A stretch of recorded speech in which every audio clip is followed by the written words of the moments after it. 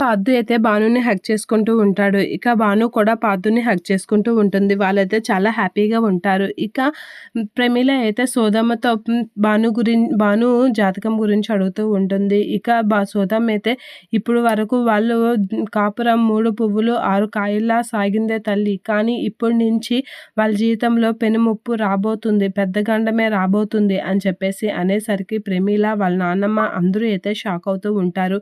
ఇక కోటేశ్వరరావు కూడా షాక్ అవుతూ ఉంటాడు. ఏంటి నా కూతురు జీవితంలో దోషం ఉందా అనేది అనుకుంటూ ఉంటారు. అవునే తల్లి, తనకి పెద్ద గండమే వస్తుంది. ఇప్పుడు తనకి దినదినం గండంలా గడుస్తుంది. ప్రతిరోజు ఒక మృత్యువులాగా ఒక గండం తన్ని ఎంటాడుతుంది. తనది కాపురం అల్లాకొల్లాలం చేస్తుంది అని చెప్పేసి అనేసరికి ప్రమీల అయితే షాక్ అవుతూ ఉంటుంది. ఇక కోటేశ్వరరావు అయితే చాలా టెన్షన్ పెట్టుకుంటూ ఉంటాడు.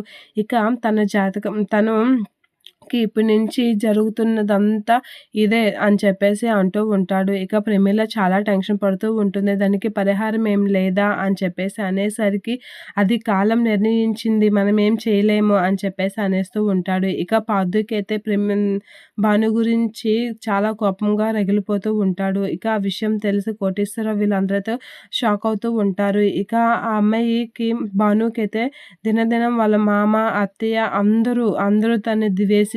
ఒక కుంపటిలా తనకి అత్తారిల్లు మారబోతుంది అని చెప్పేసి అనేసరికి ప్రమీల అయితే షాక్ అవుతూ ఉంటుంది. ఏంటి నా కూతురు పరిస్థితి, నా కూతురు జీవితంలో కష్టాలు మొదలయ్యాయా అనైతే చాలా భయపడుతూ ఉంటుంది. అయ్యో నా భాను అని చెప్పేసి వాళ్ళ నాన్నమ్మ అయితే చాలా కంగారు పడుతూ ఉంటుంది. ఇక సోదమ్మ చెప్పిన మాటలకి కోటేశ్వరరావు కూడా కంగారు పడుతూ ఉంటాడు. ఇక వాళ్ళ నాన్నమ్మ అయితే ఏడుస్తూ ఉంటుంది. ఏం జరుగుతుందో ఏంటో నా మనవరాలికి అని. ఇక కోటేశ్వరరావు అయితే దేవుడికి మొక్కుకుంటూ ఉంటాడు, నా కూతురికి ఎటువంటి కష్టం రాకూడదు అని. ఇక భాను గురించి అయితే చాలా టెన్షన్ పడుతూ ఉంటారు భాను వాళ్ళ అమ్మ వాళ్ళు.